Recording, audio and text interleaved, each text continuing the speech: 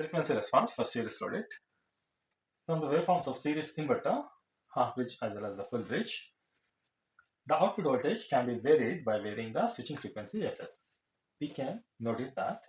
And in the circuits, the load resistance R forms a series circuit with the resonating components L and C. And this is the equivalent circuit. The input voltage is a square wave whose peak fundamental component is Vi of peak equals to 4 Vs by pi, and its RMS value Vi is equals to 4 Vs by root 2 pi.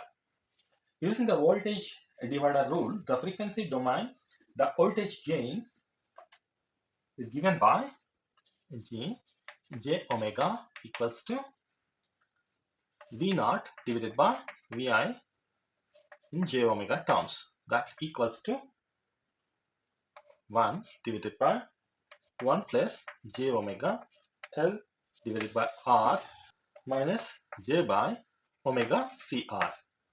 Let omega naught equals to 1 by root LC be the resonant frequency and Qs equals to omega naught L by R be the quality factor.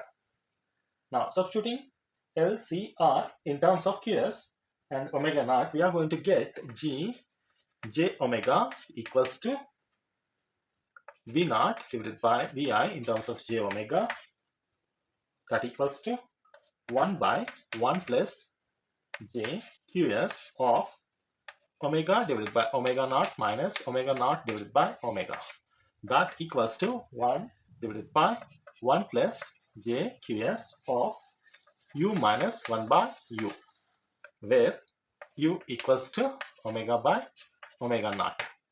Then the magnitude of j omega is given by 1 by 1 square plus Qs square of u minus 1 by u square under the square root. The figure shows the magnitude plot for Qs equals to 1, 2, 3, 4 and 5. For a continuous output voltage, the switching frequency should be greater than the resonant frequency F0. If the inverter operates near resonance and a short circuit occurs at the load, the current will rise to high value, especially at the load current. However, the output current can be controlled by raising the switching frequency. The current through the switching device decreases as the load current decreases, thereby having lower on-state conduction losses and high efficiency at the partial load. The series inverter most suitable for high voltage, low current applications. The maximum output occurs at resonance and the maximum gain for U equals to 1. When U equals to 1, then you find the magnitude j omega equals to 1 minus 1 as a 0, so 1 by 1, it's nothing but 1.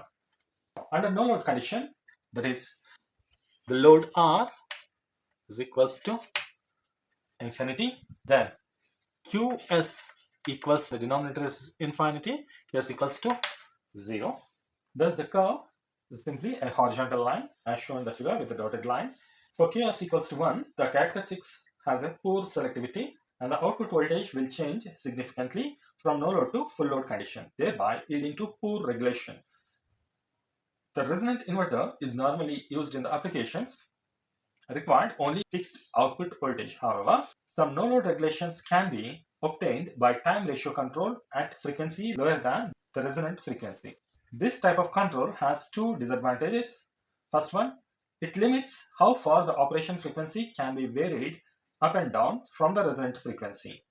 And second one, due to the low Q quality factor, it requires a large change in frequency in order to realize a wide range of output voltage control. This is regarding frequency response for series loaded.